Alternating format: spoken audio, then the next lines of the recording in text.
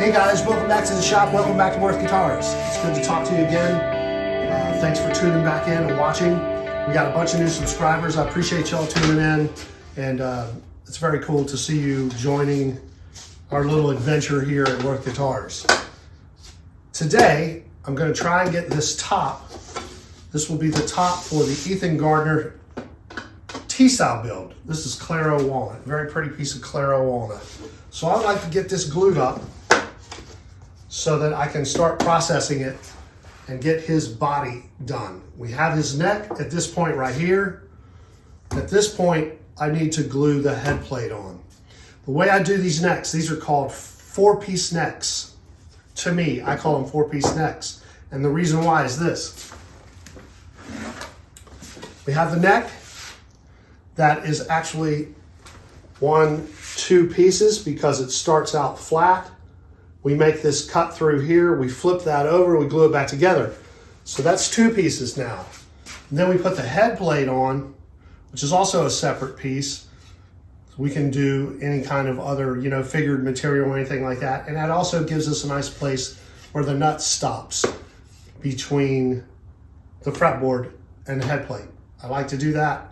I feel like it's a better way to do things. Then, of course, you get the fingerboard on there, and then you have your 4th piece. So I call this a 4-piece neck. So Ethan's neck, this is Ethan's fretboard, by the way. This is a very nice piece of Indian rosewood. Ethan's neck is at the stage now where we have to glue on the head plate. And the reason why I do it now is because I can glue it on, then it goes back onto the machine, and the machine cuts the tuners, the truss rod port, and the outside profile of the headstock. Then we flip it. These pins that are in here line back up on the machine, and we do the back profile.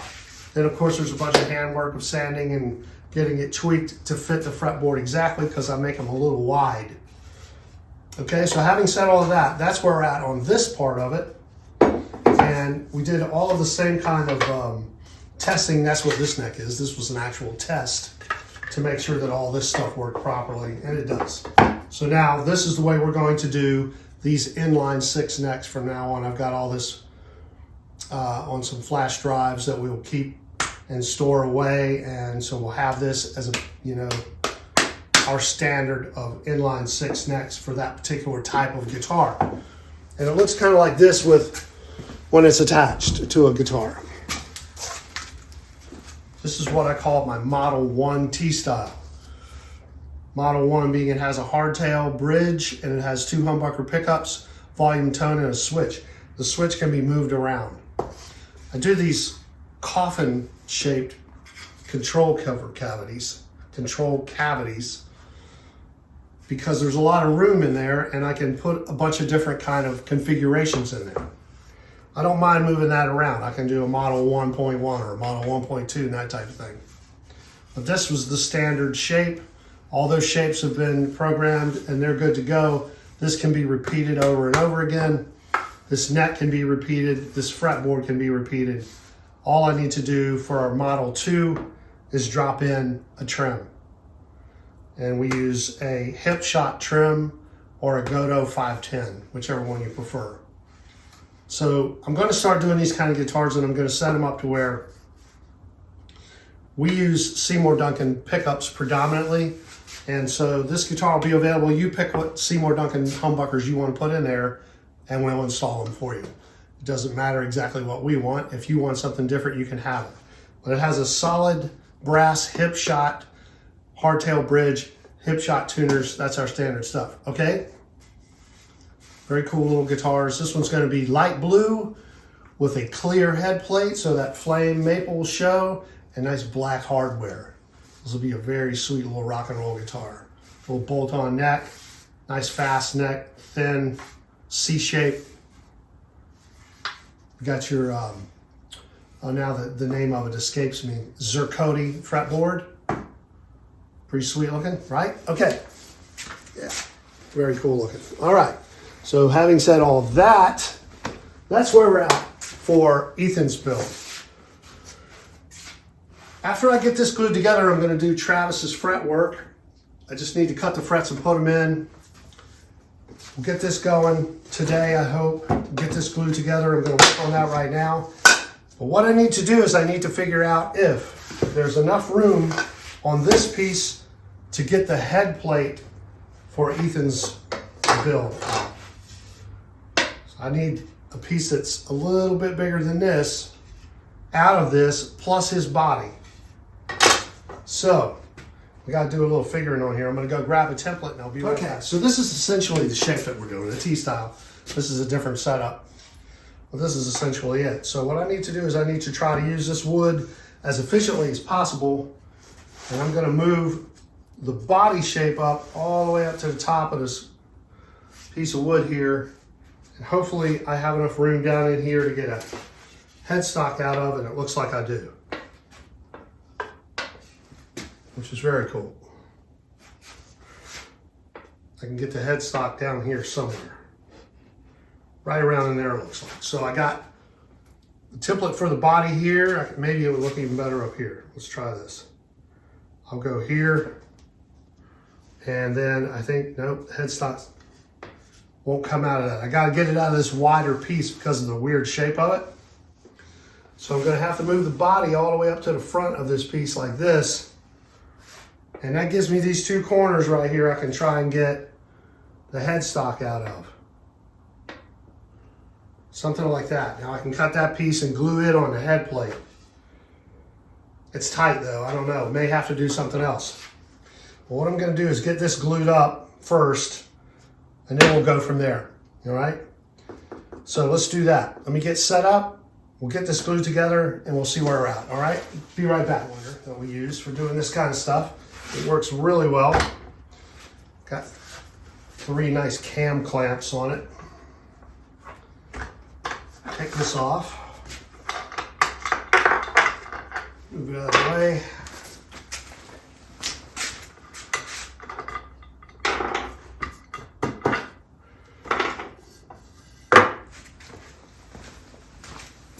If it'll work, I think it will. Let's try it and see if it'll fit on there. Sometimes the pieces are hard to get to fit on there.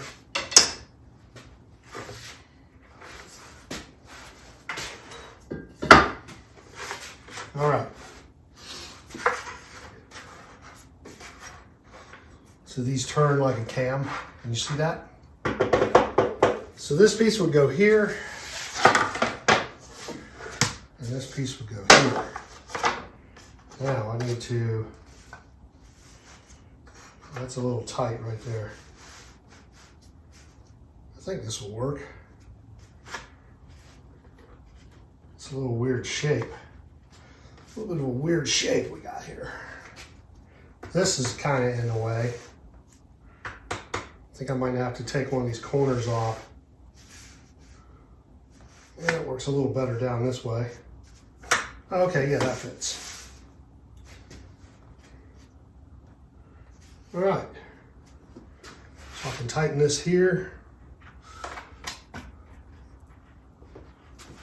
And this will clamp against it. I'll have to put a piece of wood there and a piece of wood there, but this one actually fits.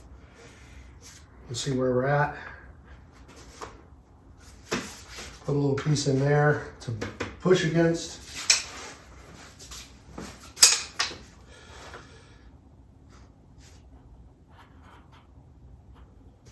That holds it together for us.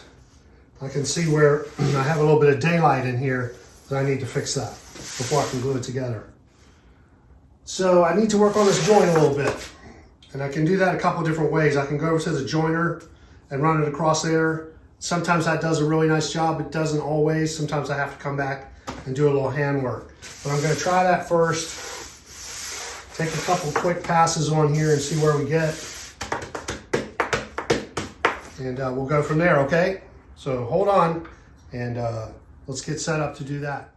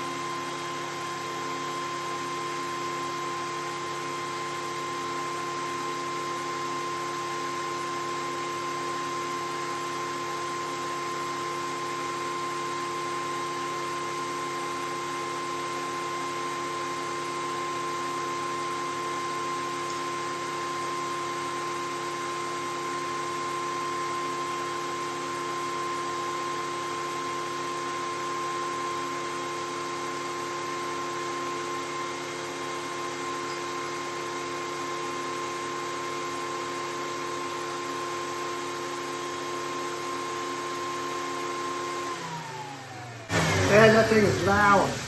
Woo! Okay, we got a really nice tight joint now. I'm gonna get you over here where you can see it.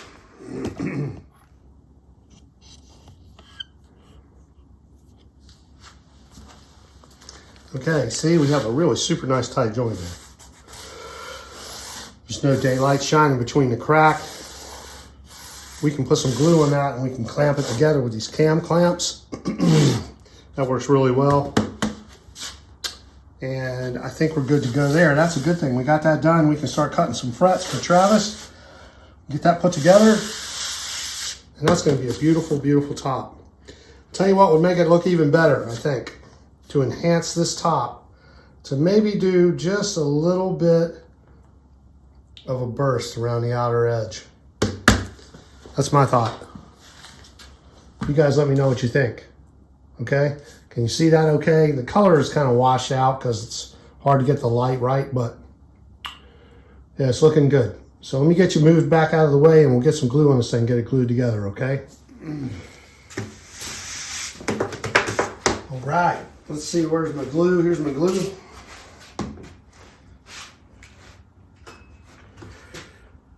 Actually, this can stay where it's at. I don't need to move that. This can move.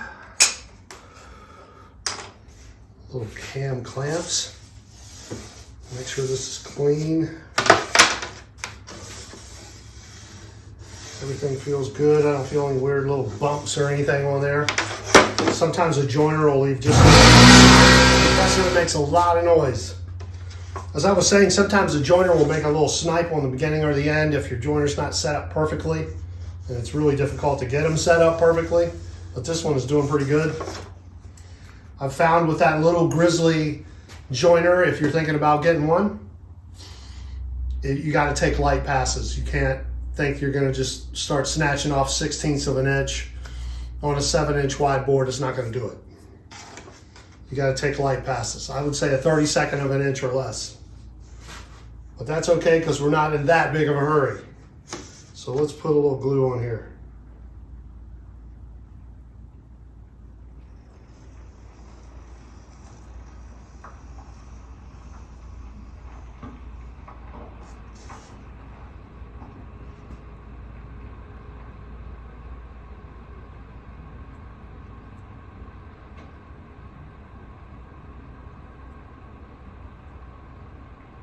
Spread that glue out. That's the tapping technique.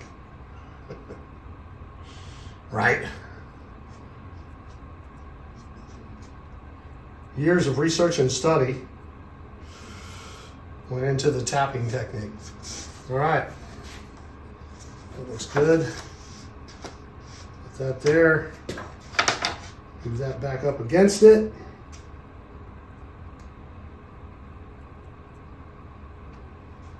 That.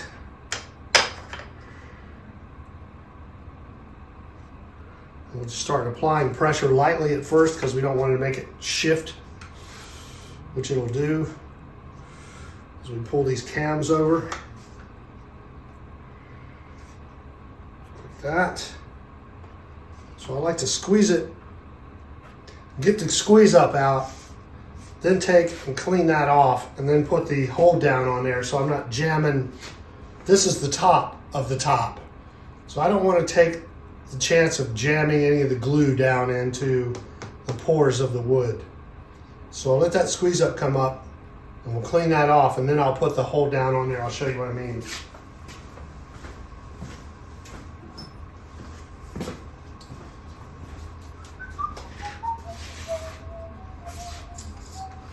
Need a little scrap of wood. Here, that'll work right there. Come in, get that off of there, get that excess off. That. Clean that off.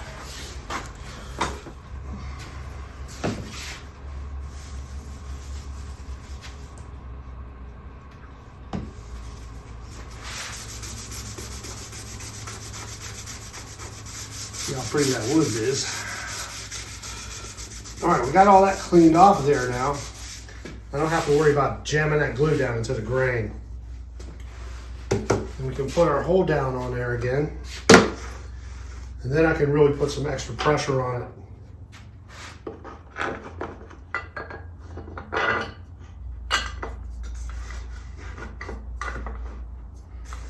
And that'll hold the center down, keep it from popping up.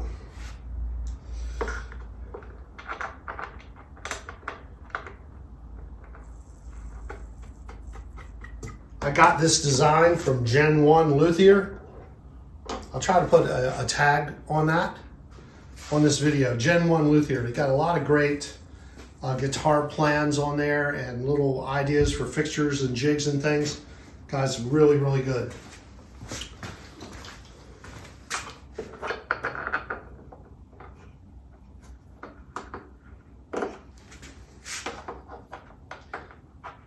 And I do not have a problem using someone else's good idea. It's a good idea, it's a good idea. All right, now that holds the center down, and then we can really put some pressure on these cams, tighten that up, like that. And now we know we have a really tight glue joint.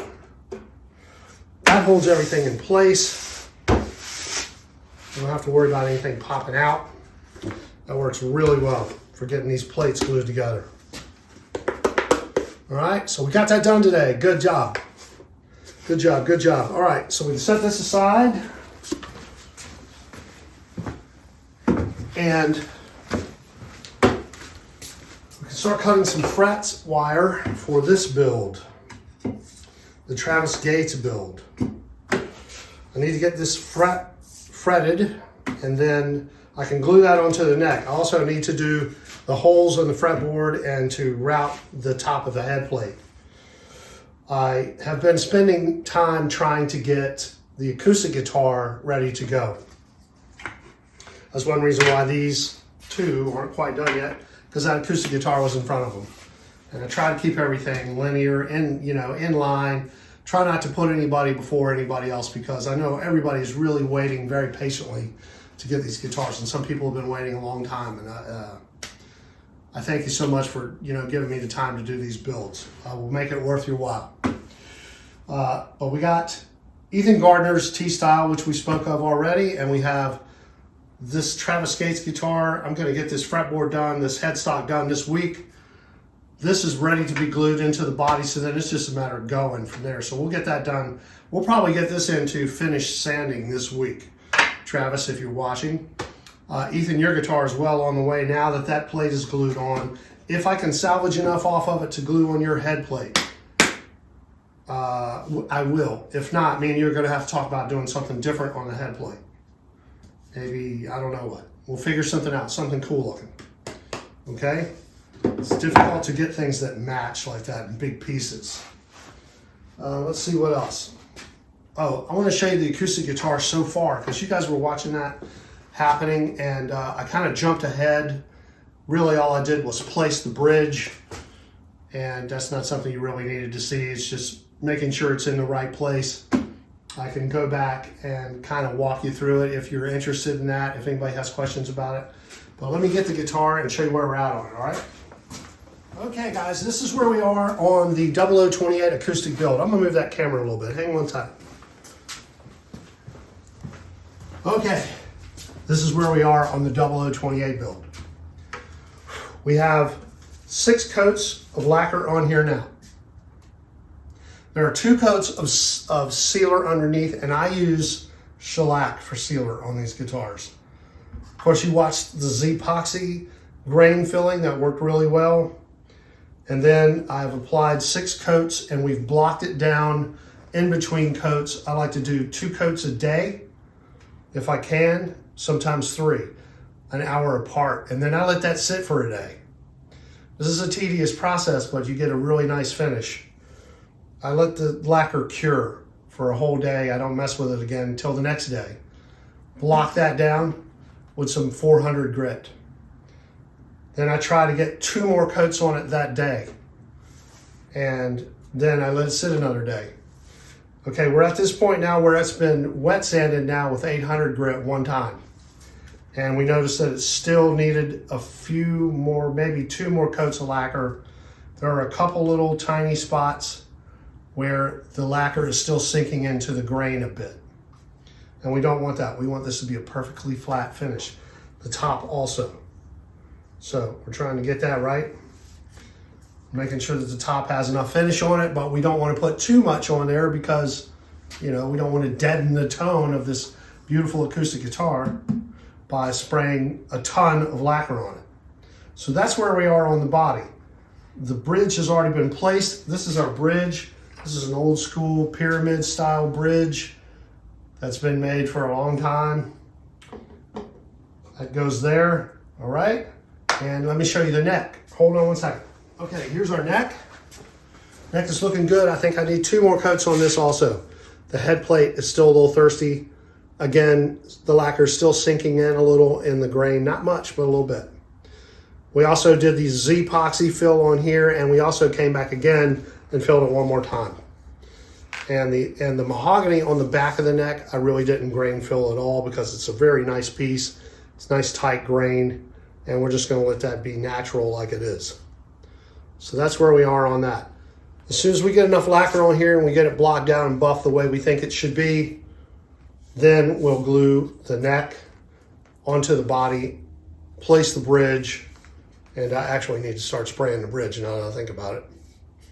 And these pieces will come together and make a guitar, right? Obviously. So that's where we're at on this. And I've been spending a lot of time working on that guitar. So that's where we're at on the 0028. All right, go ahead and start cutting some fret wire for this. Travis Gates build. I'm going to take the router and route around the outside of this headstock, get it flushed up, drill some holes for tuners, and that's all I have for you today. I thank you for watching. I thank you for subscribing. Thank you for hitting that like button, okay? I appreciate it, guys. Thank you for watching again, all right? We'll see you guys out there somewhere. I hope life is treating you well. Peace. Have a good one. Bye now.